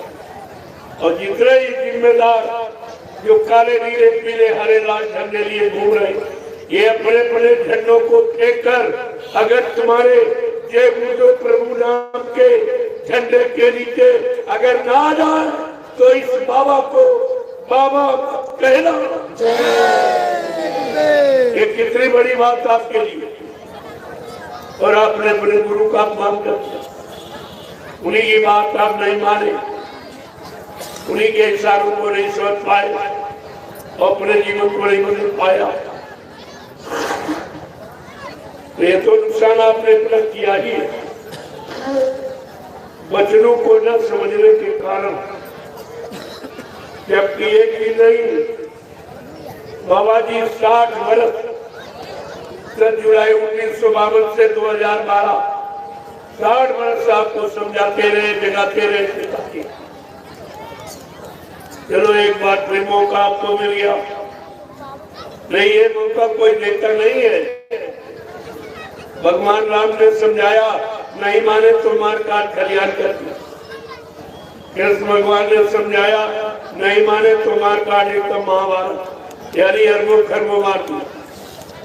ये इतिहास बता रहा, लेकिन वो इतिहास काल शक्तियों का, ये जो कलयुग का इतिहास करने जा रहा, ये दयाल शक्ति, ये काल का स्पेस नहीं है।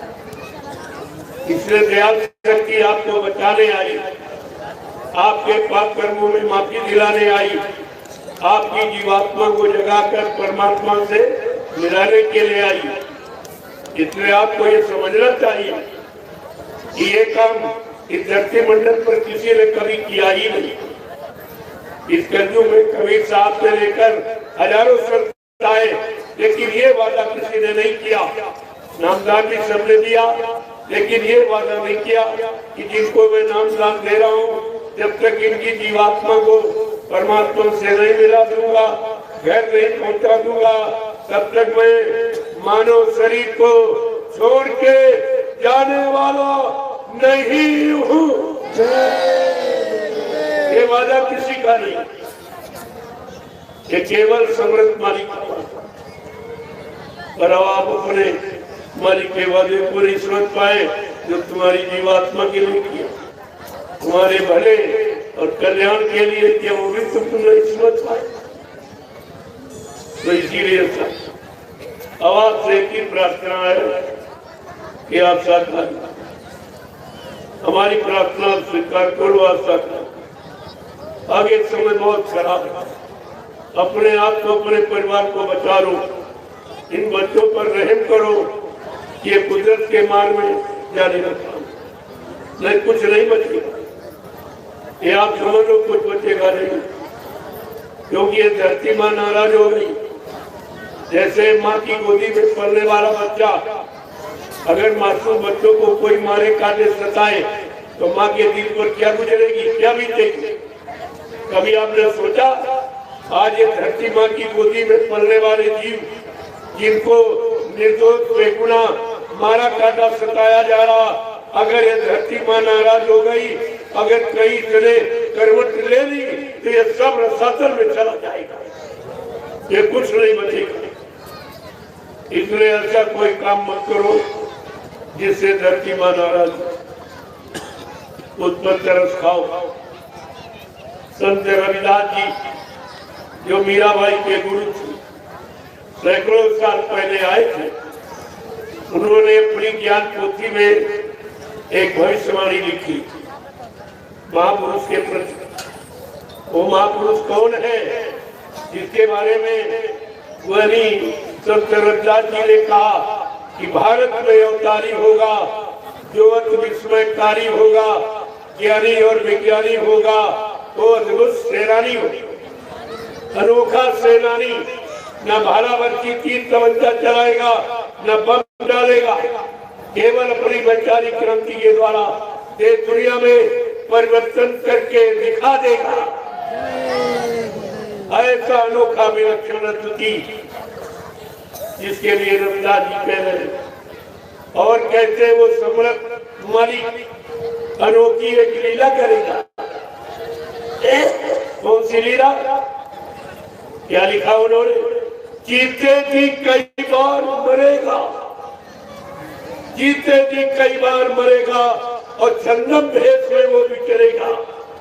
देश बचाने के लिए होगा एक आवाहन, युग परिवर्तन के लिए चले प्रबल तूफान, तीनों ओर से होगा हमला, देश के अंदर तो ही घपला, सभी तरफ कोहराम मचेगा, कैसे हिंदुस्तान बचेगा। आगे रविदास जी बहुत बड़ा इशारा कर रहे हैं कि जिसने भारत माँ सताई और जिसने इसकी करी लुटाई, कौन कौन? इस भारत माँ को किसने लूटा? नेता, मंत्री और अधिकारी। एक दिन जान बचाना होगा भारी, ये छोड़ सब मैदान भागेंगे, अपने अपने घरों में छिपेंगे, लेकिन वह महापुरुष क्या करेगा? ढूंढ ढूंढ कर बदला लेगा, सब हिसाब चुकता करके। कोई बचने वाला नहीं है। जो लोग गुमान कर रहे हैं कि हमने संगत लूट ली, सत्संगी का पैसा लूट लिया, आश्रम का पैसा लूट लिया, ये कोई छिपे बचने वाले नहीं।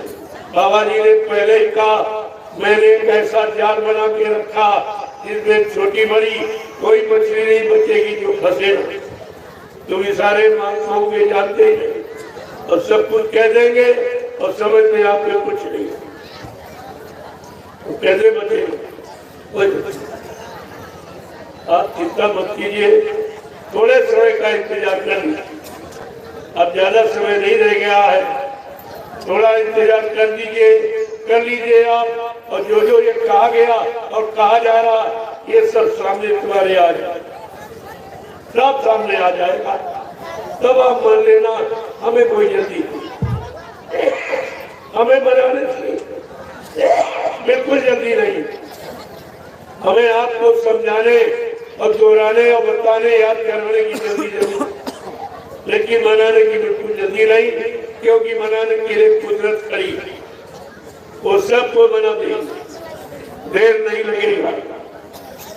तो इसलिए अब आप धर्मात्मा महात्मा नहीं बन पाए, त्यागी तपस्वी चरित्रवान नहीं बन पाए, तो शाकाहारी बन जाओ। शाकाहारी बनने में बाबा जी तुम्हारी तरफ से कुदरत को बना दी, तुम्हारे पर अपराध नहीं, जुर्म नहीं होगा। लेकिन नहीं माने तो फिर तुम जानो तुम्हारा काम जाने। जय गुरुदेव, जय गुरुदेव, जय गुरुदेव नाम किसका, जय गुरुदेव नाम किसका, प्रभु का प्यारा नाम। अब सब लोग खड़े हो जाओ, खड़े हो जाओ आप लोग, बहुत देर से बैठे। प्रेमियों, खड़े होने का मतलब, खड़े तो आप रोज ही होती और बैठते भी रोज, लेकिन मतलब नहीं समझ पाए अभी। खड़े होने का मतलब अच्छे सच्चे काम को करने के लिए खड़े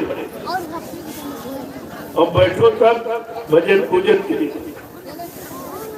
ऐसे व्यर्थ में बैठना में पूरा जीवन गंवा दिया, कुछ नहीं कर पाएगा। अब जरा समझ जाओ, अच्छे सच्चे काम के लिए निकल पड़ो और जब बैठो भजन पूजन के लिए और वहां झुको जहां कुछ मिले।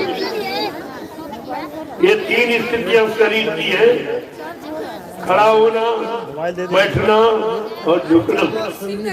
और तीन स्थितियां अभी तक आप नहीं समझ पाए हो।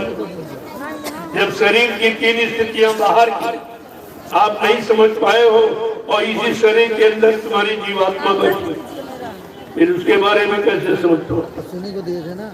अभी बाहर नहीं समझ पाए तो अंदर कैसे? ये दोनों तरफ का जन जागरण है, इसलिए इसका नाम है जय गुरुदेव आध्यात्मिक जन जागरण शाकाहारी का प्लान। ये आपके बीच में आया है, आप सबके हित भले का काम लेकर और आपको आपत्ति मुसीबत बीमारियों से बचाने के लिए महाप्रसाद। अब आप उसको ले लीजिए। जय गुरुदेव, जय गुरुदेव, जय गुरुदेव। नाम किसका? जय गुरुदेव। नाम किसका? प्रभु का प्यारा नाम। जोर से बोलो, शामिल बोलो, बोलना होगा अभी से बोलो। इंसान का ये काम नहीं, इंसान का। अब प्रेमियों, ये काम इंसानों के बस का नहीं। 70 साल की आजादी पूरा प्रमाण दे रही, इन लोगों ने कुछ नहीं। चुनाव तो हुए, चुनाव पर चुनाव, चुनाव पर चुनाव, सारा देश चुन गया, कुछ नहीं बचा। और एक चुनाव का खर्चा जानते हो? किसी ने बताया नहीं। एक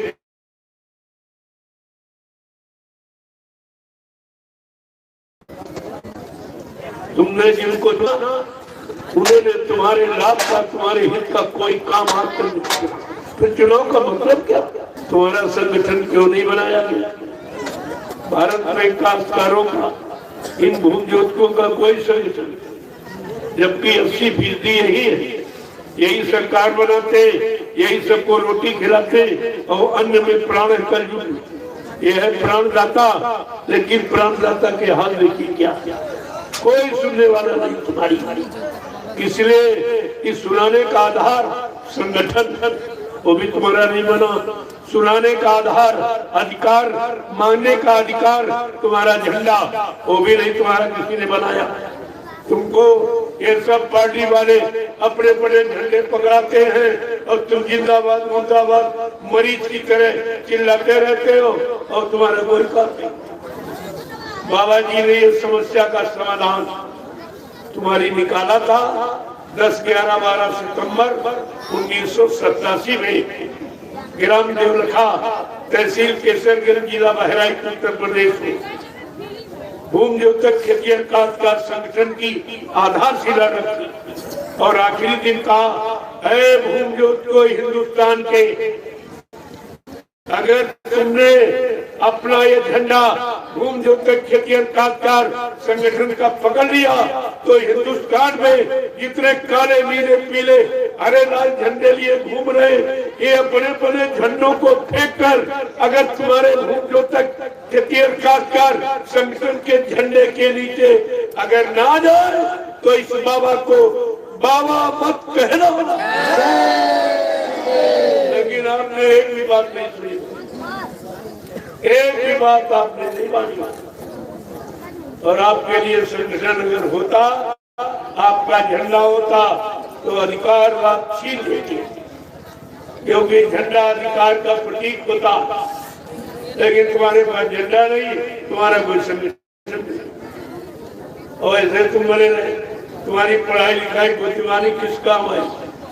अपना ही, अपना लाभ, अपना कल्याण, अपना भला आप नहीं सोच पाए तो तुम देश समाज का भला क्या करोगे? ये महात्मा सब और संगठन आपका बनाया, लेकिन आपने बाबा जी की बातें नहीं मानी। ना वो झंडा पकड़ा और ना वो संगठन आपने बनाया, तो अब परेशान हो, अब रो रहे चिल्ला रहे, तुम्हारी कोई सुनने वाला। कई कहते खाद नहीं मिलेगी, कई कहते बीज नहीं मिलेगा, कई कहते दवा नहीं मिलेगी, कई कहते कृषि यंत्र नहीं मिलेंगे, और मिलेंगे तो बहुत 10 गुना 50 गुना महंगे मिलेंगे, और तुम कुछ नहीं करेंगे कि भाई महंगाई क्यों कर दी। अरे लोहे का पहले मिलता था, आज भी लोहे का, कोई सोना चांदी तो नहीं लगा दिया, फिर महंगा क्यों हो गया? लेकिन तुम वो नहीं खोल सकते, क्योंकि तुमने बाबा जी की बात नहीं। इसीलिए रामचरित मानस कह रही है कि साधु अवज्ञा इक्का फल ऐसा, और जरे नगरी ये अनाथ कर जैसा। अगर कलयुग के जियो, अगर तुमने साधु संत महात्मा की बात का उल्लंघन किया और न माना, तो आगे ऐसी समस्या आ रही है, वो देश, वो मुल्क, वो जातियां जल के राख हो जाएगी। इसको पढ़ा तुमने? अगर ये पढ़ लेते तो तुम्हारा काम बन जाता। ना आपने गोस्वामी जी महाराज की मानी, ना आपने इनकी मानी, इसलिए तुम्हारा भविष्य अंधकार में चला गया। बहुत मुश्किल है। बाबा जी ने एक फार्मूला आपके लिए तैयार किया है, अब भी आप बच सकते हो। अगर सफलवाद शाकाहारी हो जाओ तो तुम्हारा बचाव हो जाएगा, अन्यथा तुम्हारे पास बचने का कोई सामान नहीं है। जो तुम समझ रहे हो, मेरे पास जमीन है, मेरे पास दुकान है, मकान है, नौकरी है, चाकरी है, बाल बच्चे, पति पत्नी, ये तो कुदरत एक झटके में चले जाएगा। ये तो मसाला एक झटके का भी नहीं। इसलिए महापुरुषों की बातों पर विचार कर। मैं आपके लिए कुछ लेके आया हूँ, वो महाप्रसाद ले लीजिए। जय गुरुदेव। दूसरा लाभ आपके लिए एक और है। एक झंडा गड़ा हुआ, दूसरा कहा किधर गाड़ा जाए, उस झंडे की आप परिक्रमा की। तुम्हारा भूत प्रेत किसी को परेशान कर रहा हो, लेकिन झंडे के पास जाके ये संकल्प लेना पड़ेगा कि आज से मैं पूर्ण शाकाहारी रहूंगा। अंडे, शराब, गोश्त, मांस, मछली से दूर, निंदा, रोकना, बुराई, क्रिटिसाइज से दूर, दूसरे के धन, स्त्री, पति से दूर। ये परहेज है। मैं पहले ही बता देता हूँ, अगर आप परहेज करोगे, मैं दावे के साथ आपके बीच में कहे जा रहा हूँ, ये जय गुरुदेव नाम प्रभु का आपकी पूरी मदद करेगा। अगर आप शाकाहारी हो तो झंडे के पास जाना, प्रणाम करना, शाकाहारी बनने का संकल्प लेना कि आज से मैं पूर्ण शाकाहारी हो जाऊंगा। आप हमारी बीमारी कम कर दीजिए, आप भूत प्रेत से हमको नजात दे दीजिए। मैं बहुत परेशान हो चुका हूँ। ये झंडा सब मदद करेगा, ये सारी मदद करेगा। ये ऐसे नहीं प्रेमी भागे चले जा रहे हैं, दौड़े चले जा रहे हैं। इनको कुछ मिला और इसके बदले आपको कुछ नहीं। यहाँ इस दरबार में दिया जाता, लिया नहीं जाता। अब ये प्रेमी मानते नहीं है, कहते नहीं नहीं हमारे पास समय नहीं, इस प्रचार में आपके साथ चलूं, बाल बच्चों को छोड़कर या खेती दुकान कर जिंदगी व्यापार मजदूरी को बंद करके। तो ऐसा करो, हमारी एक कमाई 1 रुपया 2 रुपया 10 50 100 200 रुपए आप ले लीजिए, इसी प्रचार में लगा दीजिए। हमने कहा अगर ऐसी तुम्हारी कोई श्रद्धा, कोई सेवा भाव है तो मैं लगा दूंगा। जो पहले आपने दिया यानी मतलब हमारे हाथ में वो मैंने सब नैमिषारण्य में रखा। 2 आश्रमों का निर्माण कर दिया। अब आप इसको देखिए, कोई सेवा नहीं मांगी। जो प्रेमियों ने अपनी इच्छा, अपने सेवा भाव, अपनी श्रद्धा में कहा नहीं हमारा भी अच्छी जगह लग जाए, हमारे पास समय नहीं है, तो हमने आपका लगा दिया उदास। और अब जो आप दे रहे तो इधर उदार में लग जाएगा, जो बच जाएगा वो फिर नैमिषारण्य में लग जाएगा। क्योंकि मेरे पास कोई खर्च नहीं, मुझे कुछ चाहिए नहीं, मेरे कोई बेबी बच्चा है नहीं जिसके लिए झूठ बोलूंगा या सत्य करूंगा या आपको धोखा दूंगा। ये कपड़े भी आपने दे दिए तो पहले, ये भी मेरे नहीं, ये भी आप। 1 रोटी दोपहर 1 शाम, 2 रोटी का खर्चा ये भी आप देते हो। ये गाड़ी भी आपने दी, ये मुंबई की संगत ने दी गाड़ी, ये जापान से गाड़ी आई 1 करोड़ की ये गाड़ी। मैंने कहा इतनी महंगी क्या करूंगा लेके, कहा नहीं अब इसकी जरूरत है कि जितनी जल्दी हिंदुस्तान में आप यानी मतलब भ्रमण कर दो और ये काफिले निकाल दो, उतनी जल्दी लोग बच जाए, इनका भला हो जाए। तुमने अगर ऐसी तुम्हारी इच्छा है तो मैं आपका भी वाहन इसी में लगा दिया, लेकिन मेरे नाम कोई 1 इंच जमीन, कोई आपका खाता बैंक बैलेंस, ये काम में नहीं। मैं गंदगी बटोर के नहीं रखता, ये काम मेरा नहीं। आपका काम है, ये देता हूँ, सहयोग कर दोगे जल्दी हो जाएगा, तो देर लगेगी आपको परेशानी हो जाएगी। इन सब बातों को ध्यान में रखिए। हमको हमारे पास कुछ है, हमारे पास ₹1 मैं कभी रखता ही नहीं।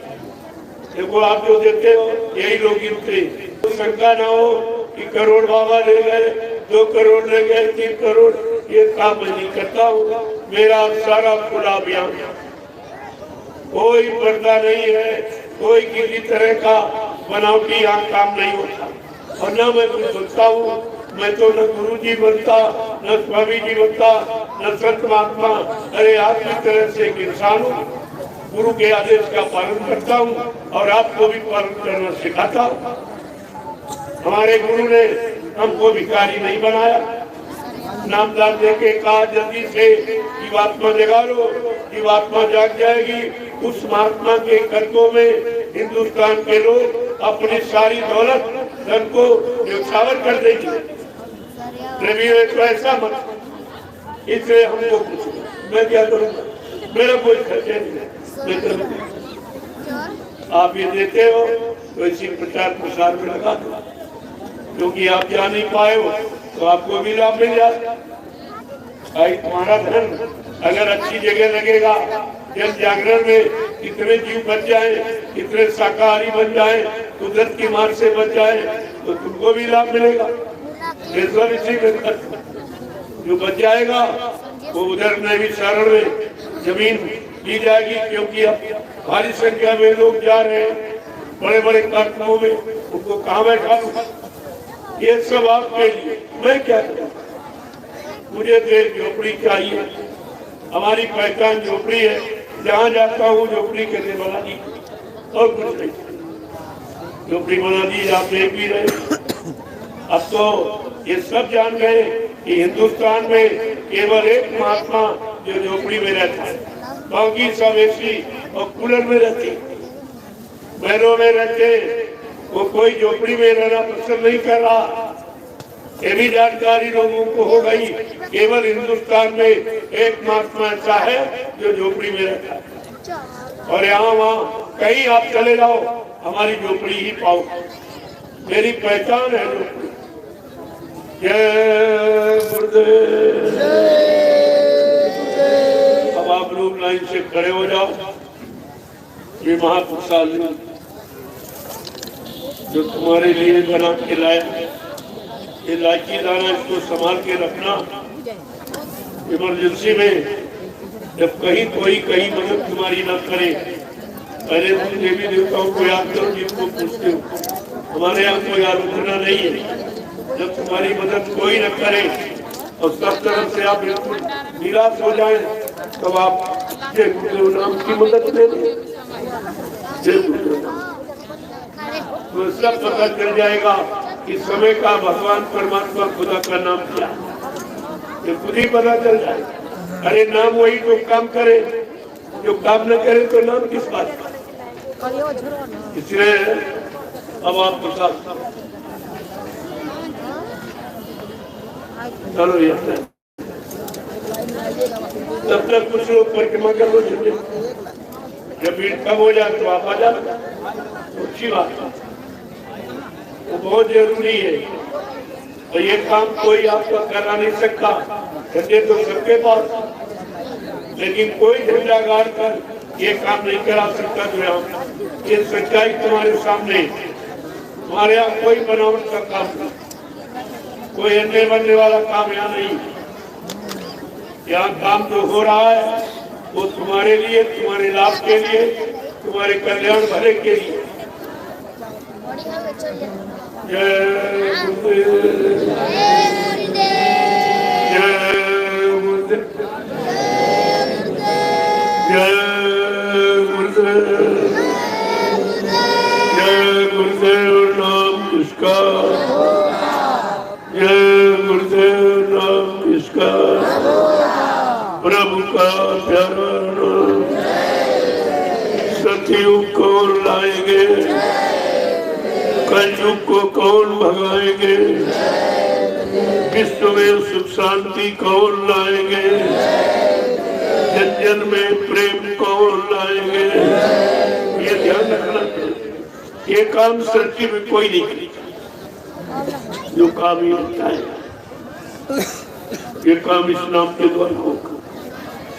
अन्य युगों में जो नाम जगाए गए वो नाम जो काम नहीं कर पाए, ये कलयुग का जगाया जो प्रभु का नाम, ये तुम्हारे सब काम करेगा। केवल आपको परहेज हो जाए कि आप साकार, बस एक यही तुम्हारे में अड़चन है, साकार। और आप जन्म से साकारी पैदा हुए, कोई नई बात नहीं बताई। माँ के पेट से जब बच्चा पैदा होता 3 गुण निकले, शाकाहारी, सदाचारी, ब्रह्मचारी, ये तुम 3 गुण लेके पैदा होता। अब तुम्हारे पास पहले गुण नहीं रहा, तुम शाकाहारी नहीं रह पाए, तो सदाचारी ब्रह्मचारी का मतलब ही नहीं आपके लिए। तो कितना भारी आपने नुकसान किया है सही सच्ची अच्छी बात न मानने पर। हटाइए, हटाओ,